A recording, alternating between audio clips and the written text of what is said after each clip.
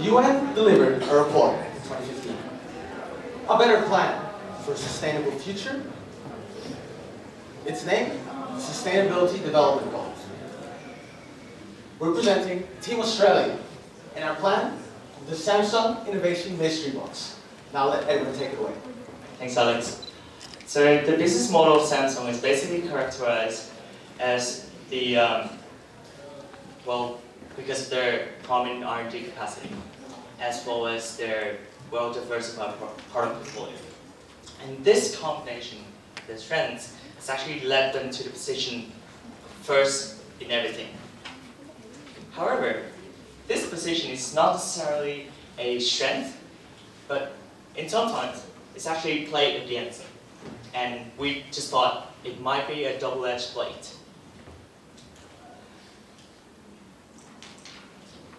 Samsung's position as a pioneer, or the world first, has been leading them to a very dangerous situation. As we all know, they're constantly pushing innovations in reaction to technological saturation. And the problem is, their position as the pioneer in the technological world has been exploited by the technological competitors. They just simply observe and implement the innovation at their prime times. However, there's still a chance for Samsung. And the solution is a disruptive subscription box business model and a rising interest in innovation seeking. So in order to concentrate all the problem or the situation that Samsung is currently in, we just thought that this might be a good problem statement to describe their position right now. Samsung has been pursuing aimless innovations and force the customer to constantly upgrade to the world's first technologies every single year, while they're missing out the opportunity to enhance the accessibility to the technology in the developing world. So 2 days ago, when Mr. Chen came to SolBridge International Business School and presented the problem, we just genuinely believe that it's a real world problem. And Team Australia, we flew 20 hours away from the Sunside Sydney. We just thought that, hey, we're not here to compete. We're not here to impress anyone. In fact, we're here to help. And introducing the Samsung Mystery Innovation Box. So basically, Samsung current customer would trade in their Samsung products in exchange for what we call innovation points. This point will be accumulated and used against or to convert it into what we call the innovation box. This box will consist of first word or first to market with random yet exclusive innovations. And no one outside of this program will have the access to it. Now you may be wondering, what's happening with these traded-in technologies? Where are they going? What is Samsung doing with them? So we thought, let's go and work out how we can implement these to the developing world. So as you can see on the screen, we target the SDGs goals 9 and 12. Industry, innovation and infrastructure, and responsible consumption and production. So Samsung's products, like of course, knowing that the product life cycle is not that long, we are able to send these products to third world countries and developing nations, keeping in mind that some of these developing nations aren't that far behind as we've seen, and who have access to prominent technology, now able to use them. Now back to Edward.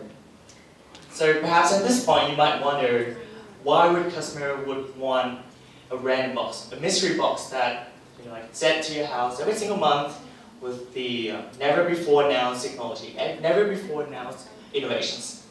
Well, there are two main value propositions that we offer to our customer. First of all, the random. Well, we base off our business model from a psychological insight that we found from a study from Dr. Livingston. So it's very simple. If you constantly offer customer a predictable set of rewards, they will eventually lose interest, right? So that is essentially where the random factor comes in. Secondly, first, Well, we are leveraging, like the whole business model is actually leveraging on a customer behavior that everyone can see, but no one has actually ever thought of utilizing it.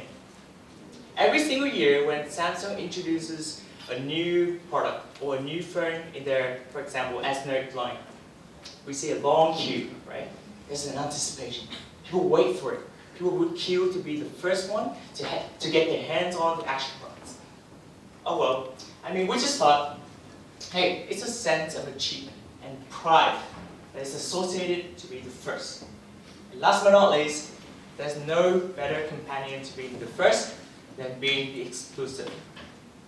Our mystery box will offer our customers a never before announced innovation.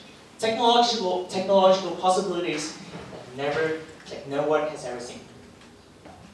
So in order to build the customer loyalty that perhaps geared towards the goal of Samsung, which is essentially to retain them, we just thought our business model will engage them in three main ways. First of all, the structural bonding. The second would be the social bonding, and last but not least, we call it a lifetime bonding. Let's start with the first one. We actively engage the customer in the innovation process. How? We send them like unfinished technology and get the feedback from them, right? And then if we constantly implement this process, well, we, at the end of every single product lifecycle, or let's just say, this November, Samsung introduces a new product in the Samsung S-Note. Next November, they introduce another one, right? So by the time that Samsung introduces the next model, it's gotta be the model that completely differentiates from the latest model. Social bonding. Well, again, we're leveraging on the customer's behavior, which is being first. Everyone has seen it, but no one's ever thought of utilizing it. And last but not least, we're trying to send them a wide range of never before seen innovations and technological possibility to surround them, to the point where Samsung products will integrate to every single aspect of the customer life, to the point where Samsung will become irreplaceable.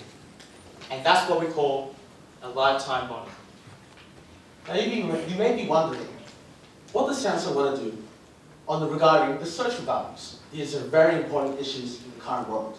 So we have two key features here.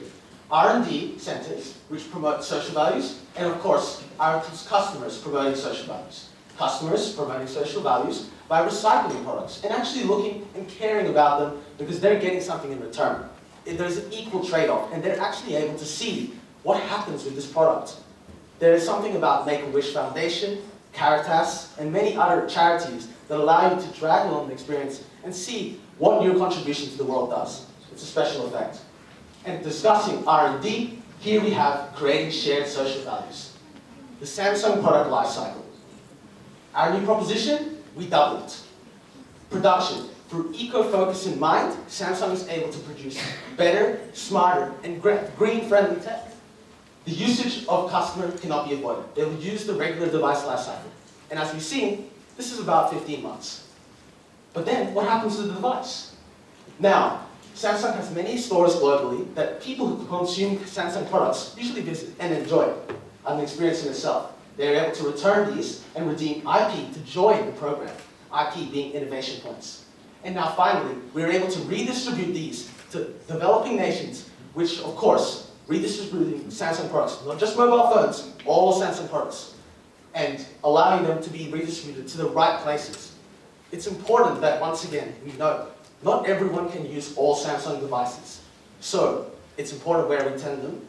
And of course, finally, once that device is reaching its real end life, we have the recycling stage. At the very end, we're able to recycle for valuables and stop e-waste from Samsung. Trade in all technologies for never before seen technologies. Not in addition to increasing IT accessibility. Now it's noted, 90% of the population has access to a 3G network. However, the cost of accessibility is too high, and Samsung's new goal will be to actually lower that cost and allow more people to join in. Now taking away the implementation forward. Now you may ask, how will Samsung be able to implement this into our current ecosystem? Well, we decided on the 4 four vehicles that we will be using. One, we will be deciding what the key business drivers are in the first place. And then two, we will have our considerations that they will need to track. Three, how vehicles or how they will be able to do it within the Samsung's current actual models. And four, what the objective itself will actually be. So starting with one, engaging in corporate social responsibility. Customers will be able to track how they and Samsung are being socially responsible. How? By upgrading the Samsung Rewards app to be able to have a tracking system on how the trade in tech will be able to be utilized in third world countries. This allows customers to have tangible evidence on how the program improves SDPs. Two, improve levels of service to customers. This allows the customers to have a heightened sense of customer care. How you may ask? By upgrading the Samsung Members app, which will allow consumers to give direct feedback to Samsung. And this will allow consistent evidence of the program's performance as well as customer satisfaction. And three, improving in Samsung's R&D process. This will create a system that connects the Samsung's direct R&D process directly towards their customers.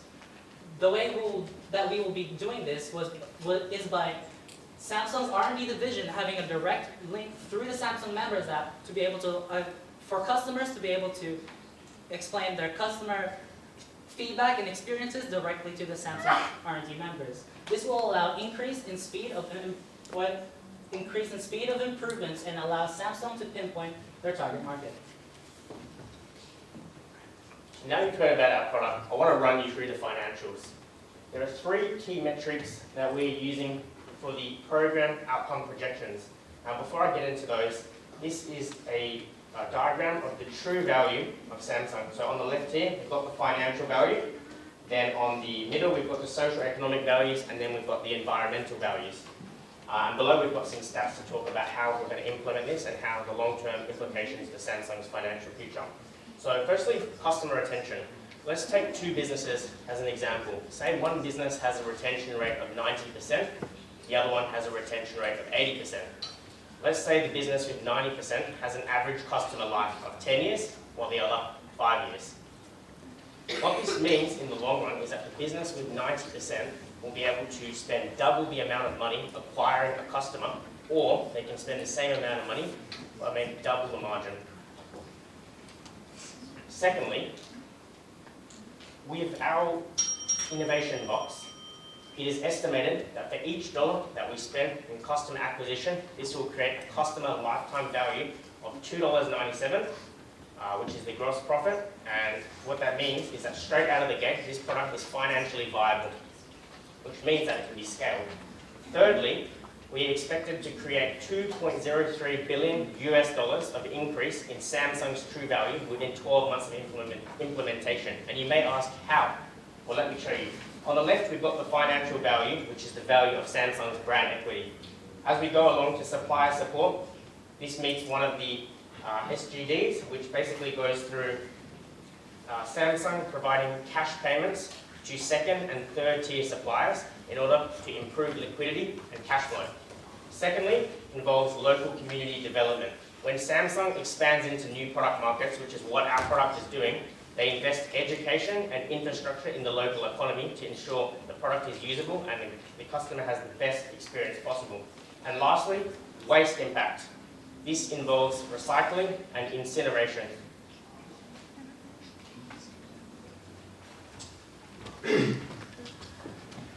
Last week, Mr. Mark Zuckerberg, CEO of Facebook, met with US Congress.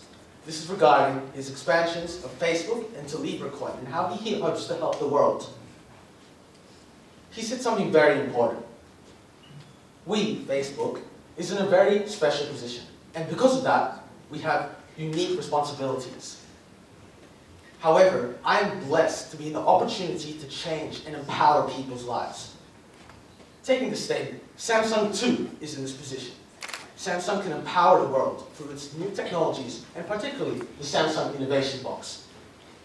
It is Samsung's dream to put customers and company hand in hand and to allow a sustainable world forever. It is not a plan for the next quarter. It is a plan for the next quarter of a century. Thank you very much.